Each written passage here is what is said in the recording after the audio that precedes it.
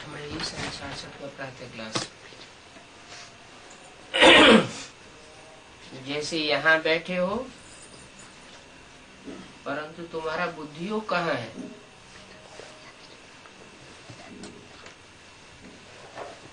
पूछा। कोई कुछ सुनाते हैं तो कहते हैं तुम्हारी बुद्धि कहाँ है? तुम मेरी बात तो सुनते नहीं हो। नहीं सुनते हो तो जरूर बुद्धि कहीं दूसरी जगह है। अभी तुम तो यहाँ बैठे हो, तुम्हारा बुद्धि का योग स्वीट होम और स्वीट बादशाही में है। स्वीट होम कहाँ है? जो आत्माओं का घर है, बाप का घर है, वहाँ तुम्हारा बुद्धि योग है। अथवा स्वर्ग की नई दुनिया में है, जहाँ तुम्हारी अपनी बादशाही होगी। बाप की याद में बैठने से तुम्हारे विकर्म विनाश होते जाएंगे।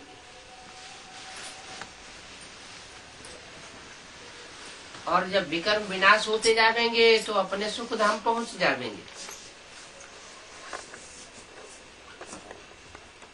बाप तो यही राजयोग सिखलाते हैं, कोई दूसरी बात नहीं सिखलाते। बाप कौन है? हम बिंदु बिंदु आत्माओं का बाप सुप्रीम सोल है। वो जन्म मरण के चक्र से निहारा है। उसको कोई पाप और पुण्य का लेप छेप नहीं लगता है। न उसमें पाप है न पुण्य है। वो अभोक्ता है, अकर्ता है, निरंजन कहा जाता है। माने उसमें कोई कालिमा नहीं है, दुष्ट कर्मों की कालिमा नहीं है। तो जैसा वह बाप है, ऐसे बाप को जब हम खुद याद करेंगे तो वैसे ही हम भी बन जाएंगे। जैसा बुद्धि का संग होता है वैसी ही बुद्धि बन जाती है।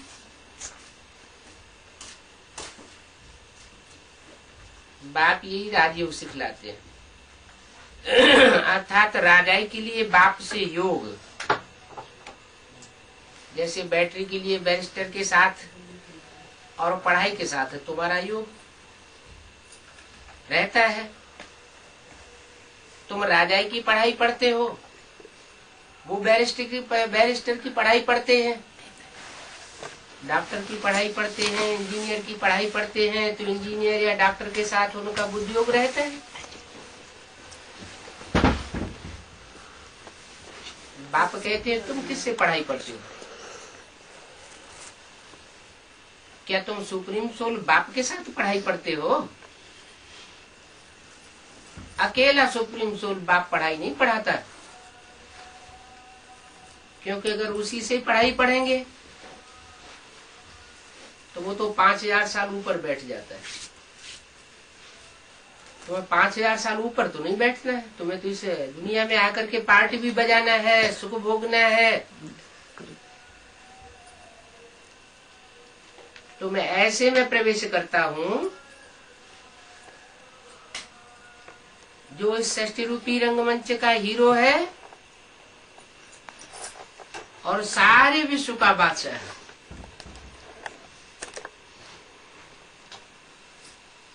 तो जिसमें प्रवेश करता हूँ वो भी जरूर याद आवेगा।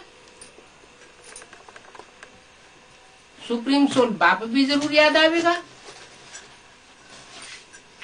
तो तुम दोनों को याद करते हो। सुप्रीम सोल की याद से तुम शांति धाम में पहुंच जाएंगे, निराकारी स्टेज में पहुंच जाएंगे, निर्विकारी बन जाएंगे। और जिस साकार बाप में मैं प्रवेश करता हूँ वो विश्व का बादशाह है, राजाओं का राजा बनता है। तो तुम उसकी याद से तुम भी राजयोग सीख करके राजा बन जाएंगे। क्यों? क्योंकि मैं जिसमें प्रवेश करता हूँ, मुकर्रर रूप से प्रवेश करता हूँ, वो भक्ति मार्ग में भी स्वतंत्रता का सम्राट माना जाता है। खुद स्वतंत्र रहो और दूसरों को भी स्वतंत्र रहने दो। तो जो स्वतंत्र रहने वाला है वो दूसरों को भी सच्ची स्वतंत्रता सिखाता है। स्व माने आत्मा, तंत्र माना शासन, बना आत्मा का शासन, रूहानी शासन। रूह अपने सुप्रीम सोल बाप को याद करती है तो रूहानी स्टेज में टिक जाती है। जन्म जन्मांतर का देह भान भरा हुआ है आत्मा में। देह और देह के संबंधियों का चिंतन करते करते देह भान बहुत बढ़ गया। तो पहले रूहानी स्टेज में आते हैं, फिर रूहानी स्टेज में आने के बाद जो शूद्र से ब्राह्मण बनते हैं वो सुप्रीम रूह बाप से डायरेक्ट पढ़ाई पढ़ते हैं। काहे के लिए? ब्राह्मण सो देवी देवता बनने के लिए। तो तुम्हारी पढ़ाई भी है, तुम जानते हो हम वैकुंठ के मालिक बनेंगे, हम नई दुनिया के मालिक बनेंगे। हमारा बाबा नई दुनिया की स्थापना करते हैं। तो ऐसे अपने दिल के अंदर सिमरण करना चाहिए। सवेरे उठकर यहाँ हाल में अथवा छत पर जाए बैठना चाहिए। कोई सोया हुआ होगा तो वायुमंडल खराब करेगा, तो सर्विस होगी, डिसर्विस होगी, तो डिसर्विस हो जाएगी। तो यहाँ क्लास में भी जब बैठते हैं तो बहुत अलर्ट रहना चाहिए। कहीं ऐसा ना हो कि हमको नींद आ जाए। हमारी नींद आके वाइब्रेशन आने से जो आसपास बैठने वाले हैं उनका भी वाइब्रेशन नींद का बन जाएगा। तो क्या करना चाहिए? जिसको नींद का वाइब्रेशन आता है वो उठ करके बाहर चला जाए। अगर कोई बैठ न सके तो पैदल भी कर सकते हैं, बाहर निकल करके पैदल करें। बाप जो सबसे मीठा है, उस बाप के तो मीठे मीठे बच्चे हो। जो जैसा बनेंगे उतना ही मीठा लगेगा। कम मीठे बनेंगे तो बाप भी कम मीठा लगेगा। कड़ुए बनेंगे, पढ़ाई पढ़ते पढ़ते कोई और ही बिगड़ रहे हैं, ठीक से नहीं उठाते हैं, तो बाप भी उनको कैसा दिखाई देगा? कड़ुआ दिखाई देगा।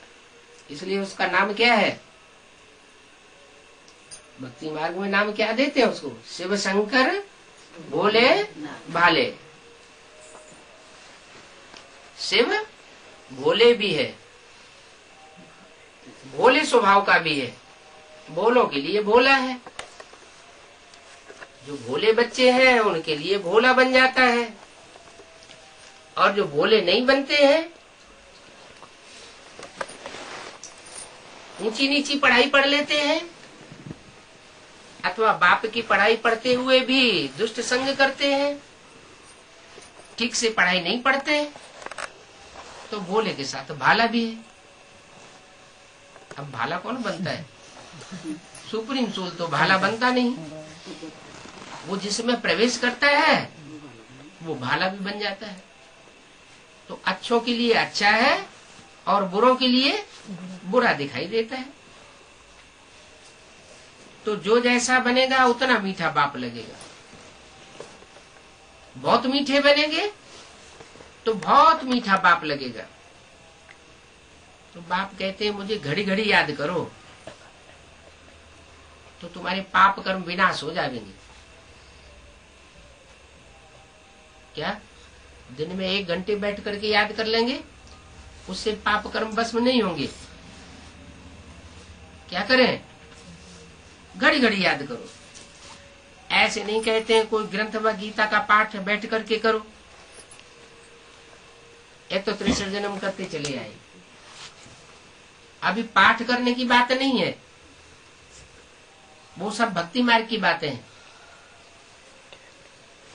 यहां भी कोई कागज का पत्ता लेकर के पाठ करने की बात नहीं है।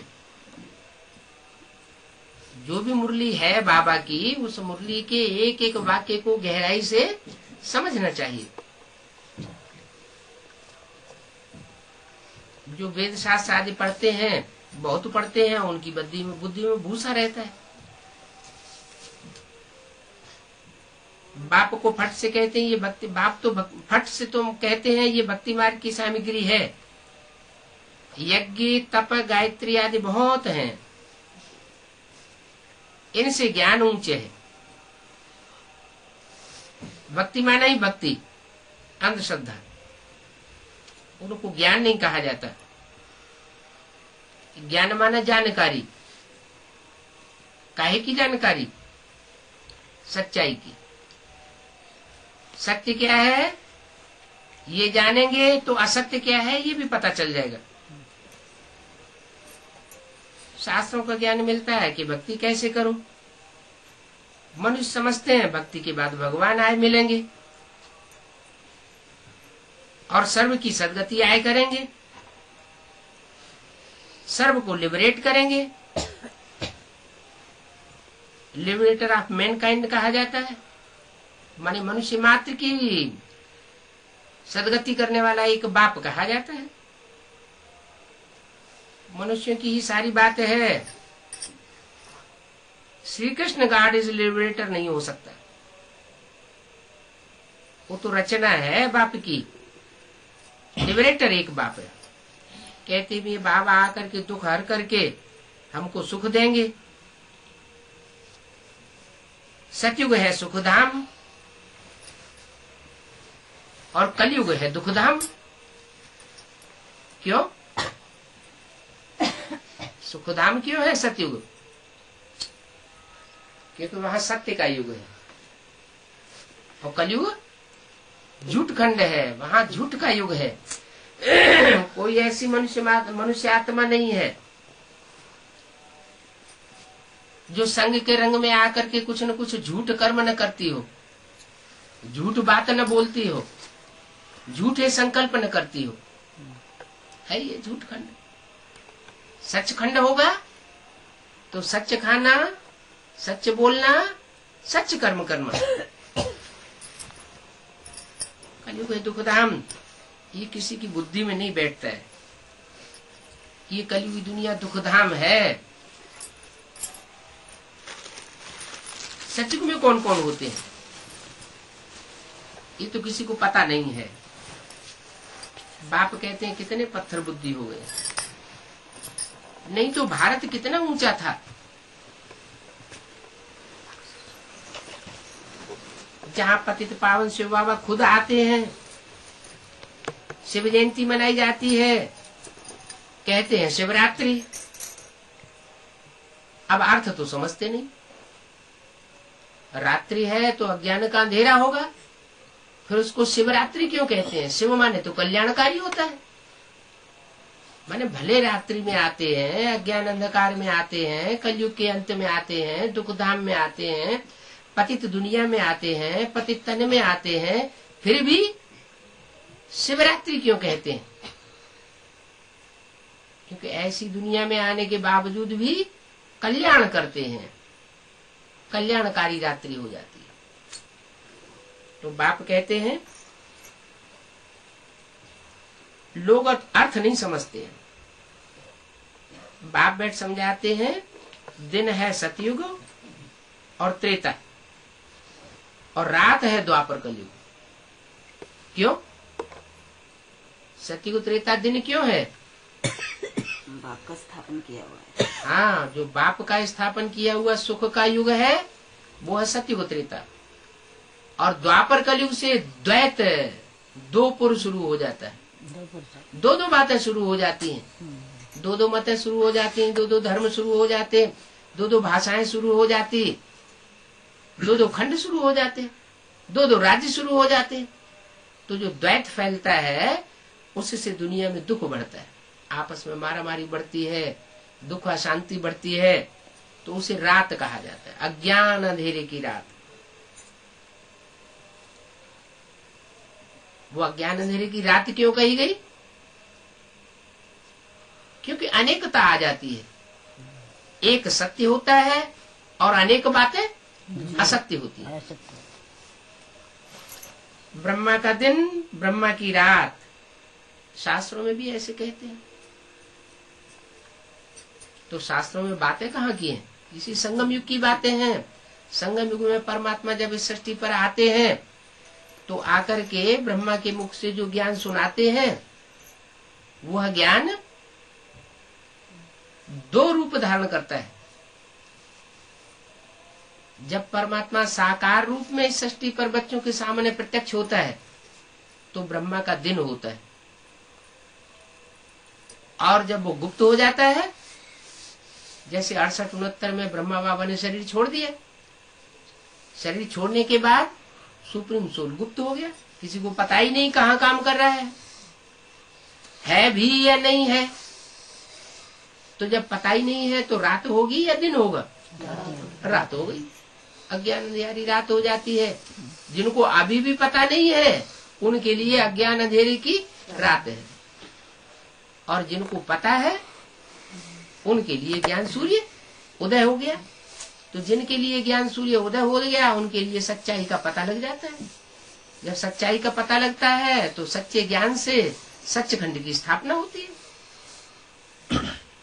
तो ब्रह्मा का दिन और ब्रह्मा की रात कही जाती है। ब्रह्मा तो है, लेकिन ब्रह्मा भी अंधेरे में चला जाता है, ब्राह्मण भी अंधेरे में चले जाते हैं, क्योंकि पता ही नहीं है कि ईश्वर कहाँ कार्य कर रहा है या नहीं कर रहा है।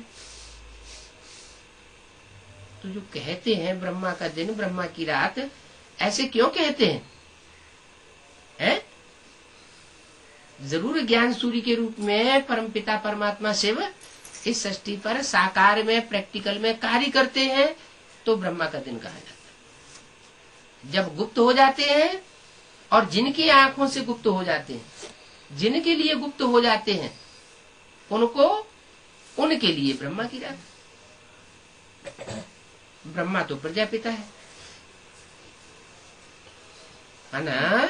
यज्ञ के आदि में जिसके द्वारा ज्ञान का बीजारोपण किया गया, वो प्रजापिता भी ब्रह्मा है।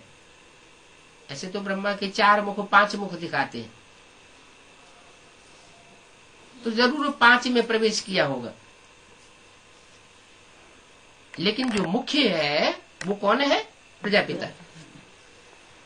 तो प्रजापिता ब्रह्मा तो है, तो जरूर उनके बच्चे भी होंगे। किनके? उनके। ब्रह्मा के तन में प्रवेश होकर ये वाणी चलाई ना, तो ये कहना चाहिए जरूर इनके बच्चे भी होंगे। इनके बच्चे नहीं कहा, क्या कहा? जरूर उनके बच्चे भी होंगे। माना यज्ञ के आदि में जिस व्यक्तित्व में परमात्मा शिव ने पहले प्रवेश किया था, प्रवेश करके ज्ञान का बीजारोपण किया था। क्या?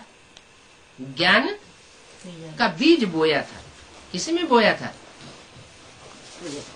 ज्ञान का बीज तो पिता जरूर धरणी में बोएगा। धरणी कन्या माताओं को कहा जाता है। तो कन्या माता में वो बीज का आरोपण किया।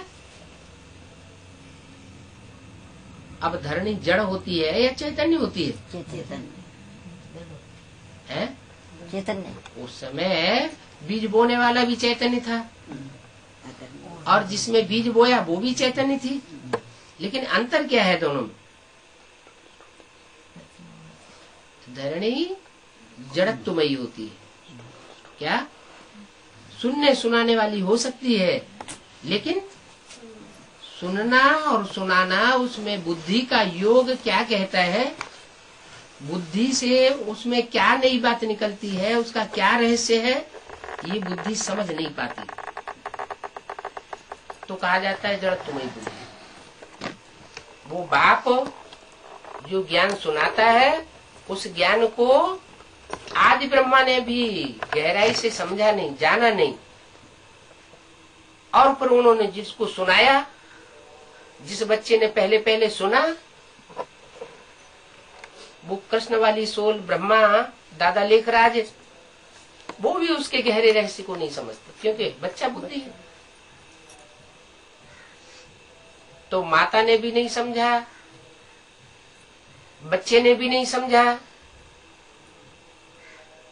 वो बच्चा भी सुनता रहता है और सुनाता रहता है। यज्ञ के आदि में माता ने भी सुना और दूसरों को सुनाया। ये सुनने सुनाने का काम कब तक चला? जब तक ब्रह्मा बाबा जीवित रहे तब तक चला। वो माता तो यज्ञ के आदि में शरीर छोड़ करके चली गई। उसके बाद उस माता का टाइटल, ब्रह्मा का टाइटल बच्चे को मिल गया।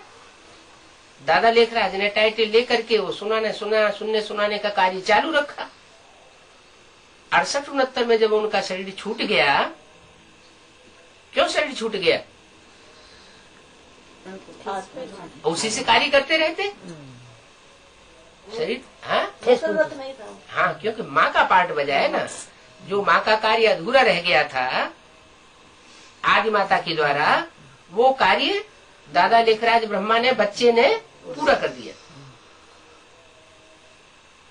क्या कार्य पूरा कर दिया? माँ का काम क्या होता है?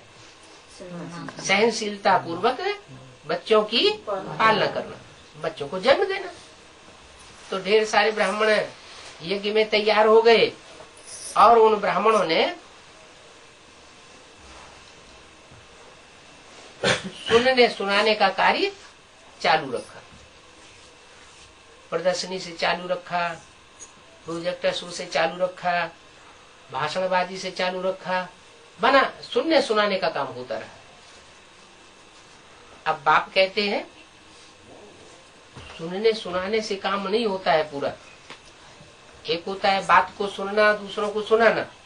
दूसरा होता है उसको गहराई को, बात को समझना और दूसरों को समझाना। जो समझा हुआ होगा वही दूसरों को समझा सकेगा।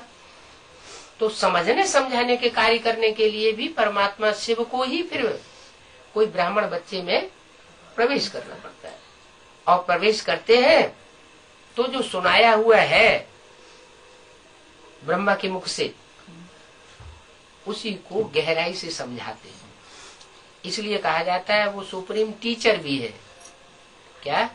बाप बन करके उसने यज्ञ के आदि में ज्ञान का बीजारोपण किया माता में। माता ने जो कुछ सुना उसको सुनाने का काम किया। माता का काम अधूरा रहा तो बच्चे ने पूरा किया। बच्चा भी माता का पूरा पार्ट बजाया। कौन बच्चे ने?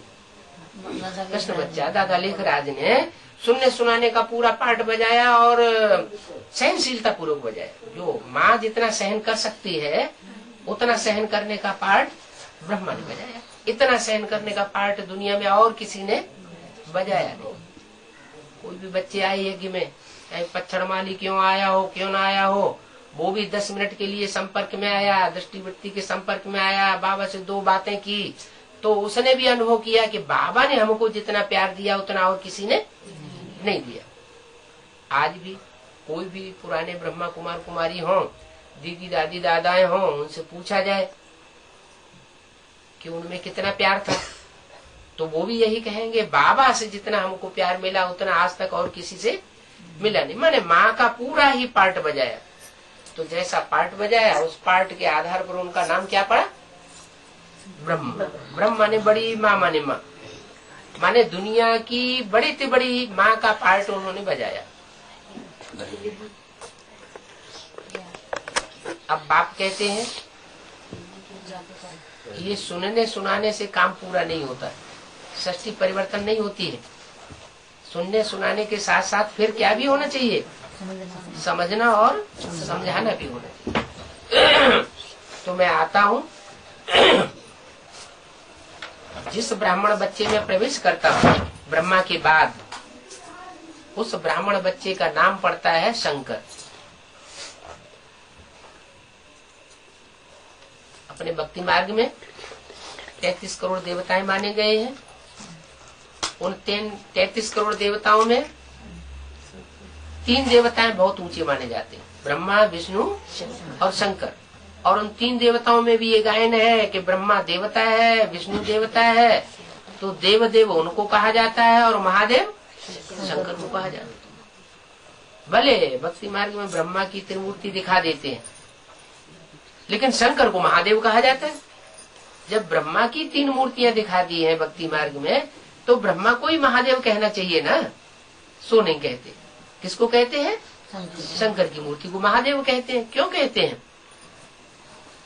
क्योंकि जो कार्य दुनिया में किसी भी धर्मपिता के थ्रू नहीं हुआ, वह कार्य शंकर के थ्रू परमात्मा से वो पूरा करते हैं। कौन सा कार्य नहीं हुआ? नई दुनिया की स्थापना तो ब्रह्मा के द्वारा होगी, लेकिन वो नई दुनिया की भले स्थापना हो जाए, लेकिन उसका कोई मूल्य नहीं रहेगा जब तक 500 करोड़ की दुनिया का संहार, जो पापाचारियों की दुनिया है, उसका संहार न हो। जैसे और भी धर्म पिताएं आए, उन धर्म पिताओं ने आकर के अपने अपने धर्म की स्थापना की, टाइम टू टाइम 2500 वर्ष की ये हिस्ट्री बताती है। लेकिन उन धर्म पिताओं ने जो आकर के धर्म की अच्छी अच्छी नई नई धारणाएं अलग अलग धर्म खंडों में आकर स्थापना की, उससे सृष्टि सुधरी है या बिगड़ती चली गई? बिगड़ती चली गई। तो फायदा तो नहीं हुआ ना। क्यों नहीं फायदा हुआ? क्योंकि उन्होंने जो पुरानापन आ रहा था, उस पुरानेपन का विनाश नहीं किया। पुरानी परंपराएं ज्यों की त्यों चलती रही। तो बाप कहते हैं, मैं असत धर्मों का विनाश भी करता हूँ और कराता हूँ। किसके द्वारा? शंकर के द्वारा विनाश गाया हुआ है।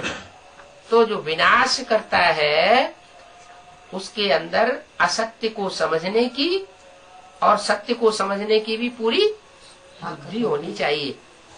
तो बाप कहते हैं, वो बुद्धि का दाता भी मैं हूँ। सुप्रीम सोल आते हैं तो बच्चा बुद्धि कृष्ण के द्वारा, आदि माता के द्वारा सुनने सुनाने का कार्य जब पूरा होता है, तो बाद में जो बड़ा बच्चा है, बड़ा बच्चा कौन होता है? नहीं, क्यों होता है बड़ा? दूसरे बच्चे क्यों नहीं बड़े हो जाते? हाँ, इसलिए बड़े नहीं हो जाते कि जो ज्ञान में बड़ा वो बड़ा ठहरा। ब्रह्मा ने जितना भी ज्ञान सुनाया, उस ज्ञान की गहराई को जिस बच्चे ने सबसे जास्ती पकड़ा, बुद्धि की पकड़ जिसकी तीखी है, वो बच्चा बड़ा ठहरा। जो ज्ञान में बड़ा होगा, वो बड़ा कार्य भी करके दिखाएगा।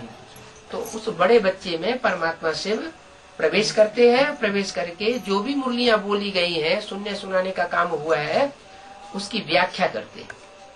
और व्याख्या करके एक एक बात की हिज्जे हिज्जे को समझाते हैं।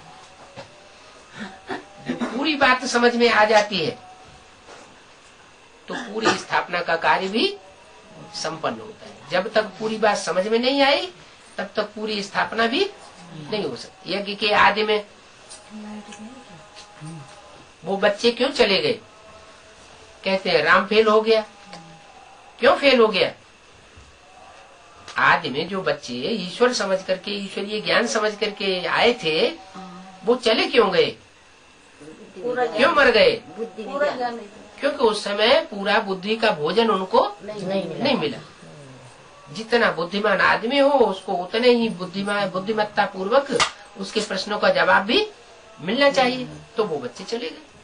वही बच्चे जो एक बार ब्राह्मणत्व का संस्कार धारण करके चले गए, वो फिर दोबारा यज्ञ में जरूर आते हैं। जैसे गीता में भी लिखा हुआ है कि ये ब्राह्मणत्व के संस्कार कभी खलास नहीं होते हैं। जो एक बार ब्राह्मण बनता है, वो ब्राह्मणत्व के संस्कार अगले जन्म में भी जाते। तो वो आत्मा दोबारा जन्म लेती है। ब्रह्मा के शरीर छोड़ने के बाद दोबारा यज्ञ में आती है। आने पर ब्रह्मा की सोल भी उस बच्चे में प्रवेश करती है। क्या? शंकर के मस्तक पर जो चंद्रमा दिखाया जाता है, वो चंद्रमा पूरा दिखाया जाता है या अधूरा दिखाया जाता है? क्यों?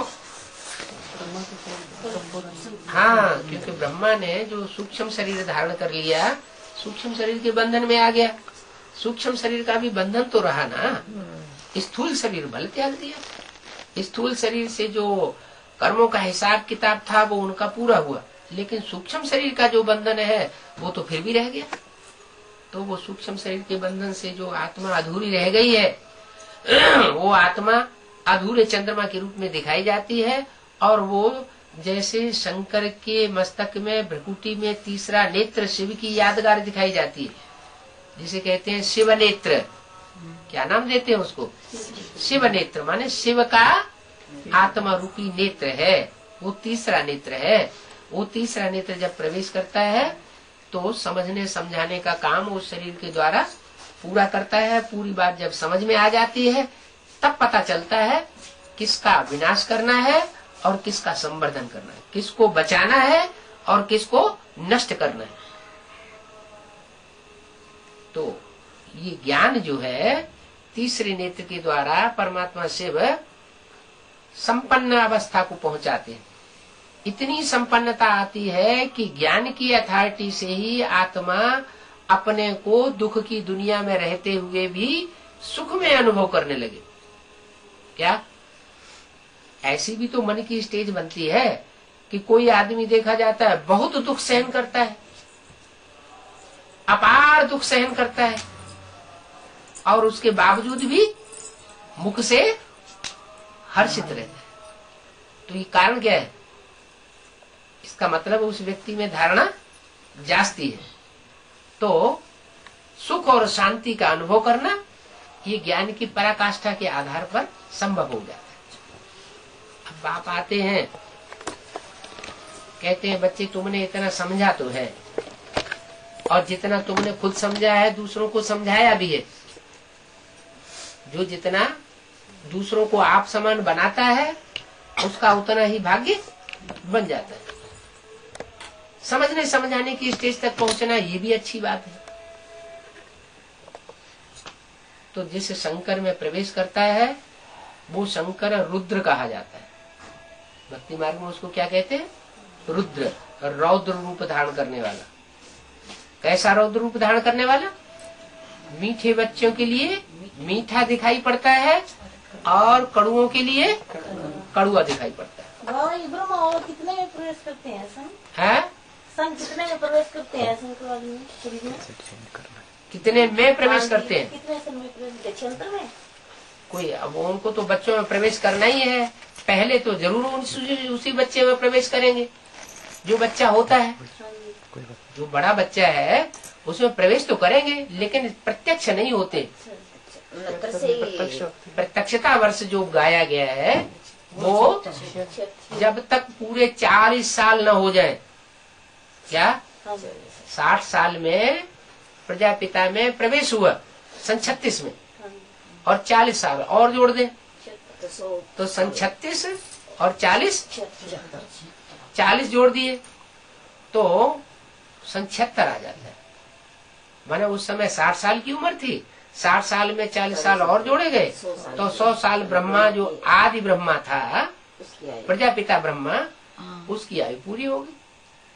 100 साल ब्रह्मा की आयु पूरी होती है तो ब्रह्मा मृत्यु लोक में खलास हो जाता है। तो जिसकी 100 साल आयु पूरी हुई जिस मुख की, वो ब्रह्मा का मुख मृत्यु लोक खलास करके बुद्धि योग से कहाँ पहुंच जाता है? अमर लोक में पहुंच जाता है। माने उसकी आत्मा को कोई मृत्यु नहीं दिला सकता। कैसी मृत्यु? एक होती है हद की मृत्यु, शरीर से मृत्यु, और एक होती है आत्मा की मृत्यु। कैसे? निश्चय है कि हम ज्योति बिंदु आत्मा है, हमारा ज्योति बिंदु बाप शिव आया हुआ है। तो जैसे जीवन मिल गया, जिंदगी, नई जिंदगी मिली, रूहानी जिंदगी मिल गई, और निश्चय उखड़ गया कि आत्मा बात्मा कुछ नहीं, परमात्मा कुछ नहीं, कोई नहीं आया हुआ है, हम तो मुगालते में थे, तो मृत्यु हो गई। इसलिए गीता में गाया, और निश्चय बुद्धि विजयते अनिश्चय बुद्धि विनश्यति। क्यों विजयते? क्योंकि उसकी बुद्धि में बैठता है कि जैसे 5 पांडव थे और 18 अक्षौणी सेना सामने खड़ी हुई थी, फिर भी कौन विजयी हुए? 5 पांडव विजयी हुए। क्यों विजयी हुए? क्योंकि उनकी बुद्धि में निश्चय बैठा हुआ था कि हम इस सृष्टि के कर्ता धर्ता परमात्मा बाप की शरण में आए हुए, और बाप हमारे ऊपर छत्र छाया मौफिक हमारे ऊपर खड़ा हुआ है, हमारी सुरक्षा कर रहा है। तो ये जो निश्चय जिनके अंदर जाग जाता है, वो जैसे उनका जन्म हो जाता है। तो बाप कहते हैं अभी तुम ऐसे मीठे मीठे ब्राह्मण बनो, ताकि बाप की रहमत तुम्हें घड़ी घड़ी अनुभव होती रहे। कोई भी आत्मा के साथ तुम कड़ुए मत बनो। क्या, क्यों कड़ुए नहीं बनो? कि हर आत्मा अपने पूर्व जन्म का हिसाब किताब हमारे साथ पूरा कर रही है। अगर हमको दुख भी देती है तो क्यों दुख दे रही है? क्योंकि उसका पूर्व जन्म का हिसाब किताब है, हमने उसको दुख दिया होगा तो वो हमको दुख दे रही। हमारा दुख सुख का हिसाब किताब पूरा होगा, फिर हमको कोई भी न दुख देगा न कोई सुख देगा, हम शांति में चले जाएंगे। शांति की स्टेज का अनुभव होगा। जो शांति धाम में आत्मा होती है ना, उसको न सुख का अनुभव होता है और न दुख का अनुभव होता है। बाप भी कहते हैं तुमको भी ऐसी स्टेज में पहुंचना है, न अशांत आत्मा हो और न दुखी आत्मा हो। इसलिए क्या कहते हैं, न दुख देना है न दुख लेना है। बहुत से होते हैं ऐसे कर लेते हैं कि ये पक्का कर लेंगे कि किसी को दुख तो नहीं देंगे, है, लेकिन दूसरा कोई का बात कह देगा तो बहुत दुखी हो जाएंगे। हमने इसको दुखी नहीं किया, हमने इसको परेशान नहीं किया, ये हमारे साथ ऐसा व्यवहार क्यों करता है? माने क्यों, क्या, कैसे की क्यों शुरू हो जाती है। आत्मा अंदर अंदर दुखी होने लगती है। तो दुख ले लिया ना। बाप कहते हैं तुम अपने कानों को ऐसा बनाओ कि जो फालतू बात है क्या करो, एक कान से सुनो और दूसरे कान से निकालो, तो जैसे तुमको दुख नहीं मिलेगा। अच्छा चलो, ये तो बात सुनने सुनाने की बात हुई, कांटे जैसी बात कोई चुभोई देता है उसकी बात हुई, बातों की बातें हैं, चलो कोई बात नहीं, एक कान से सुन के दूसरे कान से निकाल लेते। अब कोई क्रोध में आके चमाटी मार दे तब क्या करे? सहन करे, दूसरा गाल करते हैं गांधी जी की तरह। तो उसने एक चमाट मारी तो गांधी जी तो कहते दूसरे में भी मार दो। बाप क्या समझाते हैं, ऐसे क्रोध के वातावरण से भाग जाना चाहिए। क्या क्रोध दिखा रहा है, अपने पूर्व जन्म का हिसाब किताब कोई पूरा कर रहा है, तो अपने बचाव के लिए क्या करना चाहिए? भाग जाना चाहिए। भाग जाएंगे तो थोड़ी देर वो पीछे पीछे भागेगा, फिर आखिरी युक्ति से तुम अपने को बचा लो। तो हमें लड़ाई नहीं लड़नी है, मतलब हमें अपोजिशन नहीं करना है। न वाचा से कोई का अपोजिशन करना है कि उसने एक बाण लगाया तो हम दो बाण तीखे तीखे लगा दें, जहर में बुझे हुए, तो ऐसे नहीं करना, नहीं तो हमारा पाप कर्म बन जाता है। हमारा अगर इस संगम युग में पाप कर्म बना तो घाटा हमारा ज्यादा हो जाएगा। क्यों हमारा घाटा क्यों ज्यादा हो जाएगा? ज्ञानी को 100 गुना। हाँ, जो ज्ञानी है, जो जिसको परमात्मा ज्ञान दे रहा है, अगर वो पाप कर्म करता है तो उसको 100 गुना बोझा चढ़ता है। और वो तो अज्ञानी है, उसको तो कर्मों की गुह्य गति का पता ही नहीं है। पता चलो भले ज्ञान में चलने वाला हो, ज्ञान में चलने वाले भी ऐसे होते हैं कि ऐसी ऐसी बातें करते हैं जिससे दूसरे को बहुत ही दुख हो जाए। लेकिन समझना है, ये ज्ञानी, इसको ज्ञान मिला है सुनने सुनाने का, इसकी बुद्धि में बात बैठी नहीं है, इसलिए ये बच्चा बुद्धि है। ब्राह्मण तो बना है लेकिन बच्चा बुद्धि ब्राह्मण है। अथवा समझ लो कि रावण कुंभकर्ण मेघनाथ जैसा ब्राह्मण, वो तो बहुत प्रकांड विद्वान था, सारी बात समझता भी था, लेकिन जीवन में धारण नहीं करता था, काम फिर भी उल्टे उल्टे करता था। तो बाप कहते हैं कि इस ज्ञान की गहराई को समझना चाहिए और समझ करके उसको धारण भी करना चाहिए। धारण करेंगे तो आगे बढ़ेंगे तो अपनी आत्मा ऐसी स्टेज में स्थिर कर देंगे कि दूसरों को भी अनुभव हो कि हाँ, ये कोई ज्ञानी आत्मा है। इसके अंदर ऐसा भाव नहीं है, फिर दूसरे धीरे धीरे समझने भी लगेंगे क्या कि हम ही गलती वाले हैं, इसकी कोई गलती नहीं है। तो समझना समझाना ये भी जरूरी है, और साथ साथ उस समझे हुए को जीवन में धारण करना भी जरूरी। तो ये शंकर के द्वारा ये कार्य होता है संपन्न। कौन सा? समझने और समझाने का। लेकिन जीवन में धारण करने का भी कार्य संपन्न होता है क्या?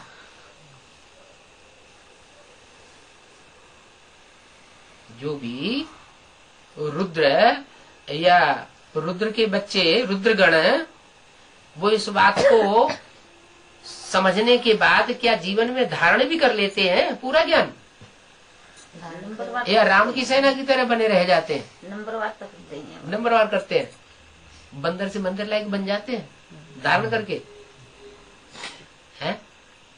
वो जो राम की सेना है, जो शास्त्र में गाया हुआ है, प्रभु तरुतर, वो कपि तरुतर, प्रभु कपि तरुतर, माने डाल के ऊपर जो है वो प्रभु जी बैठे हुए हैं डाल के नीचे, और वो डाल के ऊपर बैठा हुआ है, वो कथा कर रहे हैं, वो ऊपर से पेशाब कर रहा है बंदर। तो उसको ये ज्ञान ही नहीं है कि हम जिसकी कथा सुन रहे हैं, जिससे पढ़ाई पढ़ रहे हैं, उसका रिगार्ड करना चाहिए। तो बंदर हुआ ना।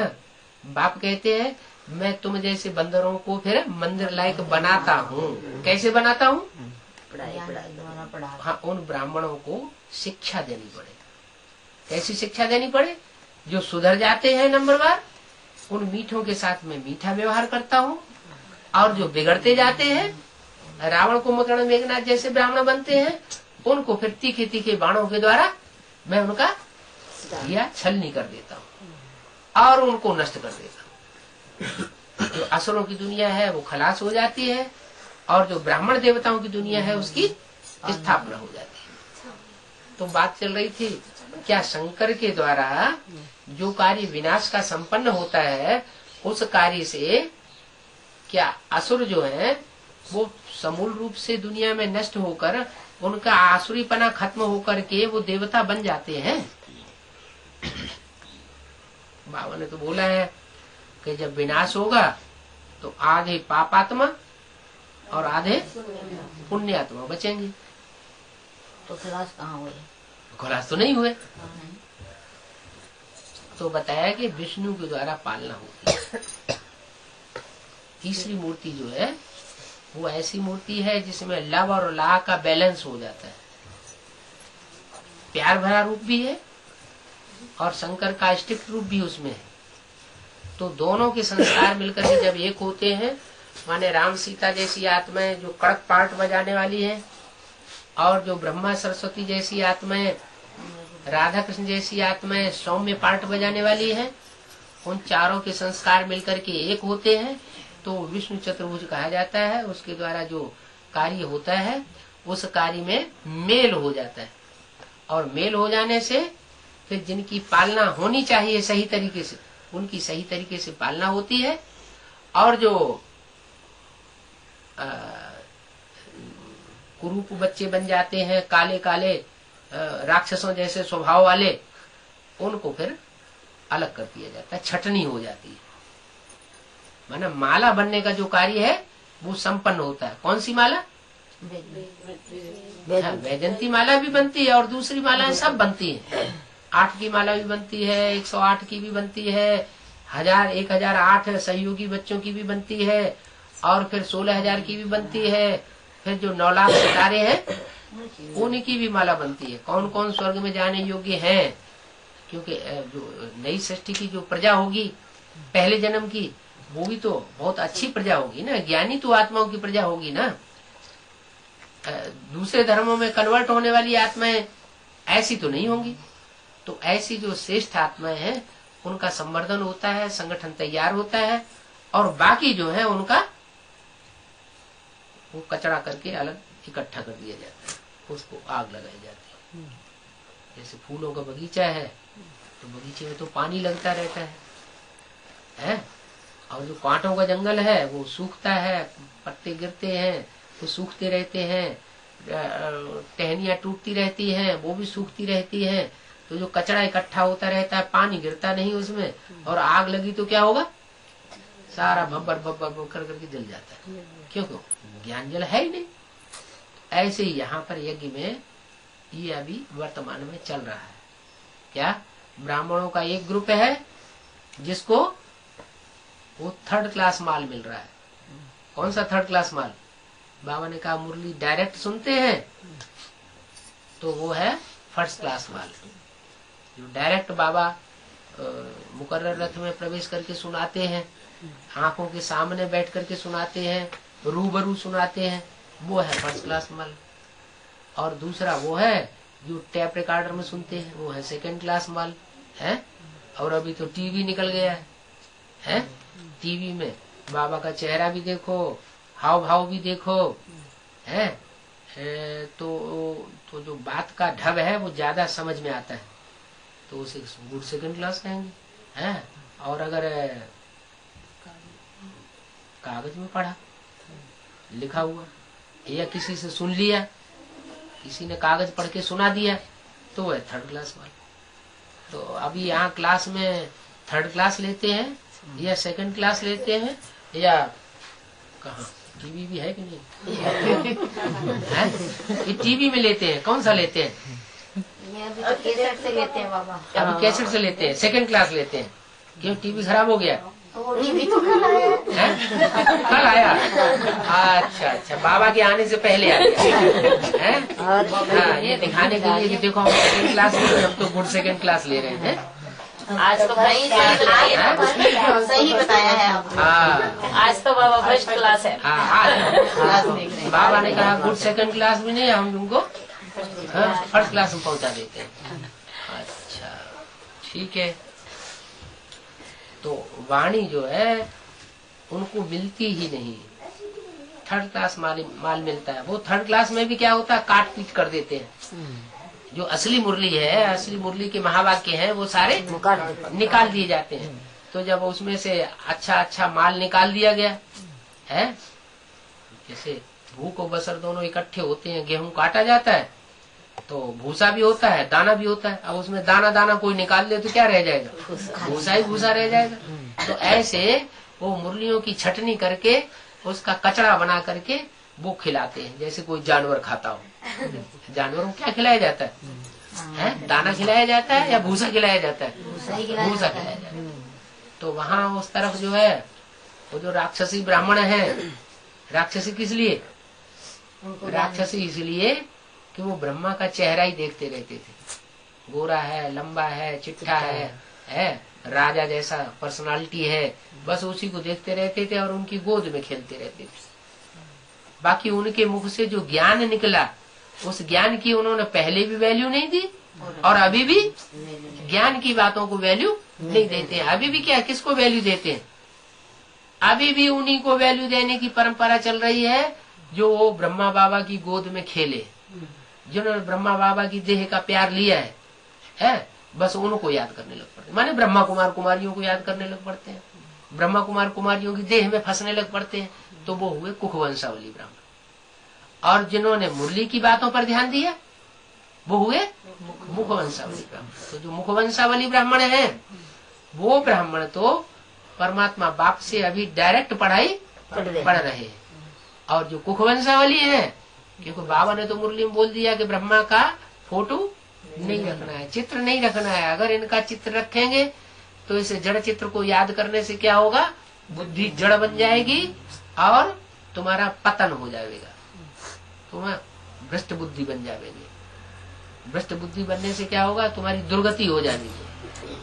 तो बाप कहते हैं कि अब तुम अपने को दुर्गति से बचा तो लिया है, लेकिन जो दुर्गति में पड़े हुए हैं उनको भी बचाना है। कैसे बचाएंगे? वो तो बात सुनते ही नहीं।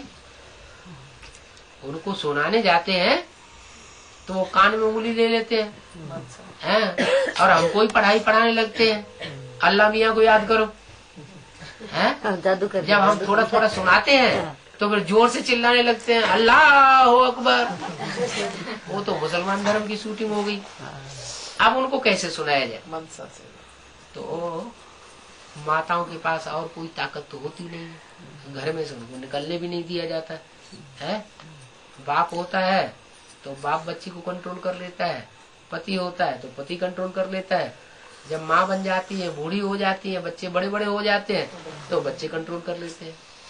तो बाहर निकल के सर्विस करने का भी मौका नहीं मिल जाए, और मिले भी तो वो सुनने वाले नहीं है, जो सुनते ही नहीं, तो अब करें क्या है? जब कोई रास्ता नहीं रह जाता है तो मन के मौन से नई रंगत निकलेगी, ऐसे बोला। अमृतवाणी में बाबा ने बोला कि मन के मौन से नई रंगत निकलेगी, इसलिए मनसा जो शक्ति है वो लगानी चाहिए। क्यों? क्योंकि हमारा रूहानी ज्ञान है, रूहानी ज्ञान में रूह की ताकत लगानी चाहिए। रूह किसे कहा जाता है? आत्मा। मन और बुद्धि को रूह कहा जाता है। मन बुद्धि से ही संकल्प विकल्प चलाए जाते हैं, तो हम तो सेवा के संकल्प चलाते हैं। ऐसे ऐसे सेवा के संकल्प चलाएं, पहले घर से शुरू करें। क्या है? ऐसी ऐसी भट्ठी जगा दे योग की, क्या कि यहाँ बैठे बैठे ही उनको तलक होने लगे। घर कौन सा है? ब्राह्मणों का घर कौन सा है?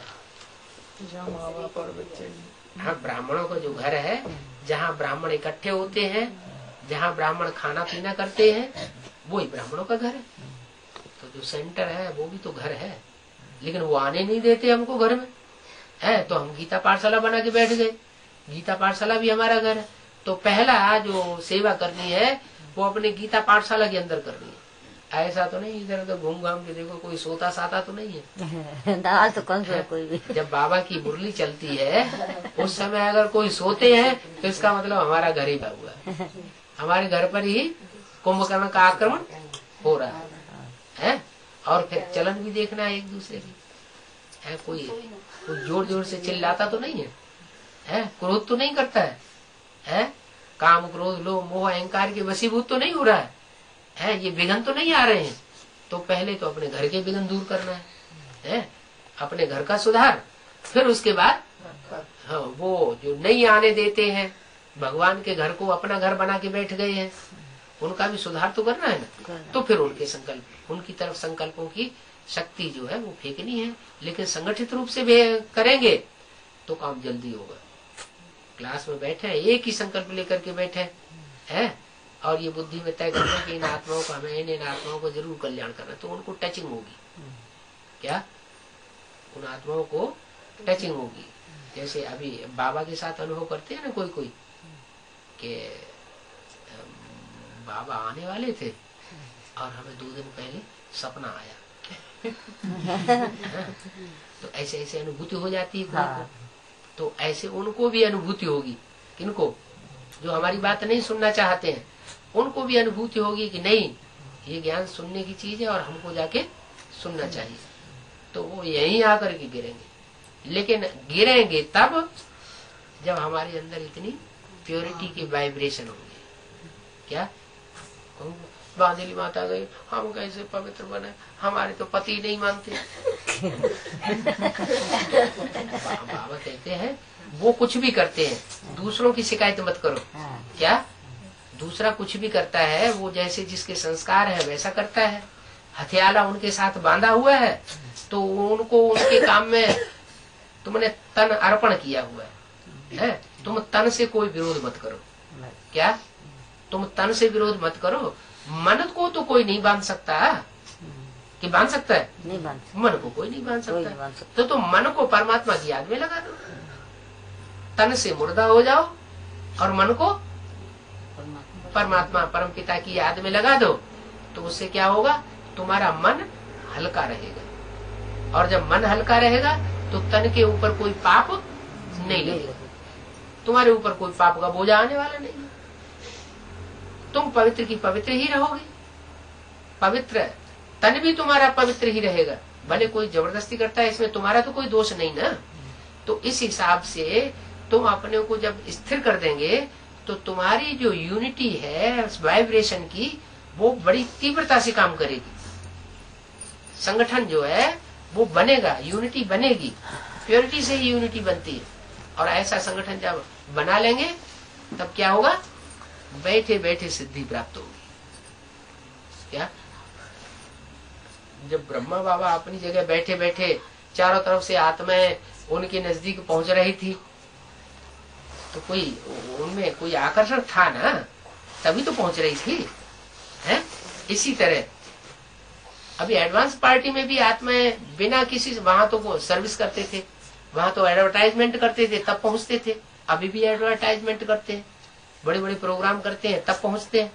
एडवांस पार्टी में तो कोई बड़ा प्रोग्राम, छोटा प्रोग्राम करते ही नहीं, कोई एडवर्टाइजमेंट नहीं करते, फिर भी आत्माएं पहुंच रही है। इसका मतलब कोई प्योरिटी के वाइब्रेशन ऐसे हैं जो वाइब्रेशन हमारे अंदर भी धारण होने चाहिए। हम भी बाप समान स्टेज धारण कर सकते हैं, और ऐसी स्टेज धारण करेंगे तो क्या होगा उसका रिजल्ट? आत्मा अपने आप आत्माएं जो है वो अपने आप नजदीक खिंची खिंची चली आएंगी। तो ये मनसा सेवा जो है वो आगे चल के बहुत तीखा काम करेगी। आगे चल के तो ये साधन भी नहीं रहेंगे, जिन साधनों से अभी हम सेवा कर रहे हैं ये साधन सब गायब हो जाएंगे। ऐसी चारों तरफ आग लगेगी, पानी का जैसे कनेक्शन मिल रहा है, हिंदू मुसलमानों की लड़ाई होगी, पानी का कनेक्शन तोड़ देंगे, जो टैंक है पानी के उनमें जहर घोल देंगे, पानी पीने योग्य नहीं रहेगा।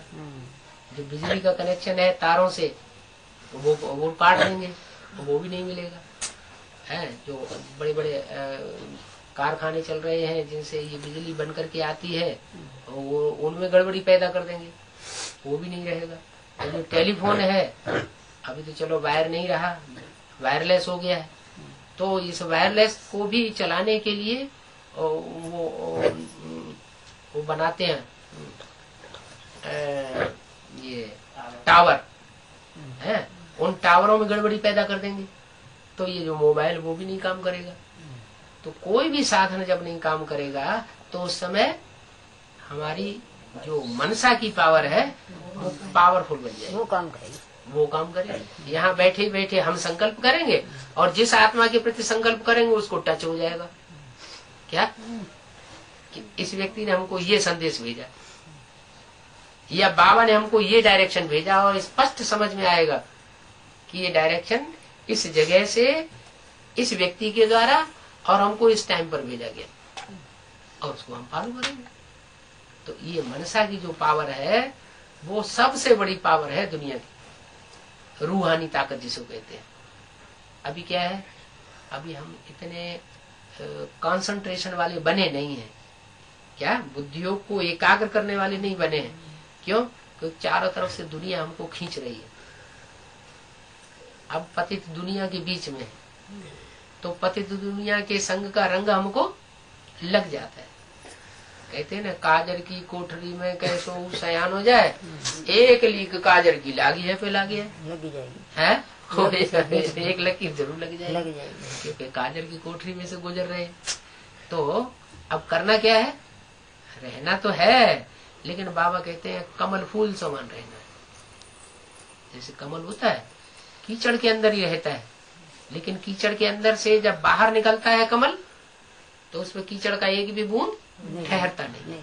तो ऐसे हम अपनी बुद्धि को बना ले, क्या जब चाहे तब हम बाबा की याद में टिक सके, जब चाहे तब हम कर्मेंद्रियों से कर्म करें, और जब चाहे तब हम वाचा से सेवा करें। ये हमारी कंट्रोल में होना चाहिए।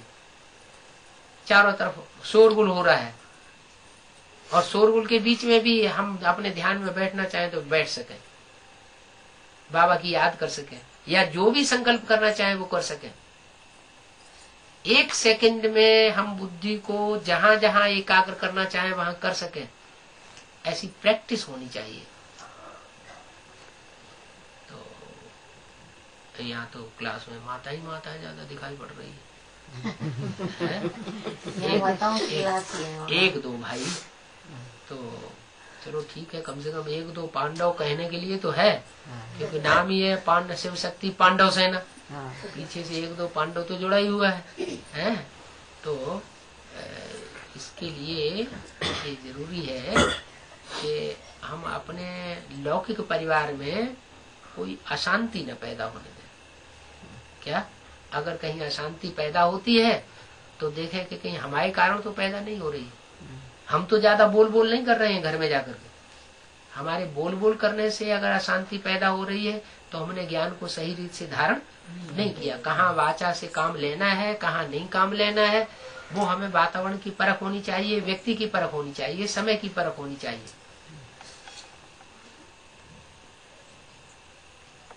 कर्मेंद्रियों की जहां तक बात है, वो तो कन्याओं माताओं में कोमलता होती है, शरीर जो है वो कमजोर होता है। तो घर के वातावरण में अगर भाइयों को ज्यादा प्रेशर पड़ रहा है तो शरीर से भी कोई प्रकार का अपोजिशन नहीं करना चाहिए। बच्चे हैं, तंग ज्यादा करते हैं, तो बच्चों पर हाथ पांव चलाने से हमारा पाप कर्म बनेगा। क्यों? क्योंकि बच्चे तो बाबा ने कहा है ये महात्मा है, और महात्माओं में हम महात्माओं के ऊपर हम हाथ उठाएंगे तो ये तो बहुत बड़ा पाप हो जाएगा।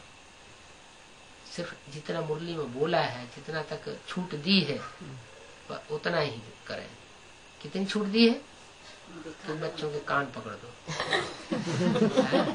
उनको बाथरूम में बंद कर दो, उनके हाथ पांव पीछे से बांध दो। अगर बहुत ही शैतानी देते हैं तो इससे ज्यादा और कुछ नहीं करना। तो ऐसे ऐसे जो टोटके बाबा ने बताए हुए हैं, उन टोटकों से चलाते हुए अपने जीवन को ब्राह्मणत्व में पक्का करके बनाना है, जिससे हम धारणावान भी बने और दूसरों को भी धारणा सिखा सके।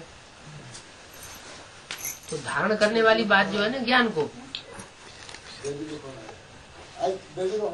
वो धारणा करने वाली बात में थोड़ा बुद्धि लगाना पड़ता है। क्या कभी कभी ऐसा होता है कि बाबा ने बोला, जैसा जैसा बोला हमने वैसा ही सीधा कर दिया, उसके रहस्य को नहीं समझा तो भी उल्टा हो जाता है। नहीं, बाबा जो बात बोलना चाहते हैं वो किस स्थिति में बोली गई, किस परिस्थिति में बोली गई, किस व्यक्ति की बोली गई, किस व्यक्ति के लिए बोली गई, वो भी देखना है। ऐसे बाबा ने ऐसा बोला तो हम ऐसा ही कर देंगे। नहीं, हर बात की गहराई को समझ करके फिर कदम उठाना चाहिए। अगर चलो समझ में नहीं भी आता है तो छोड़ दे, बाबा से पूछे पहले, फिर बाबा डायरेक्शन देंगे डायरेक्ट। ओम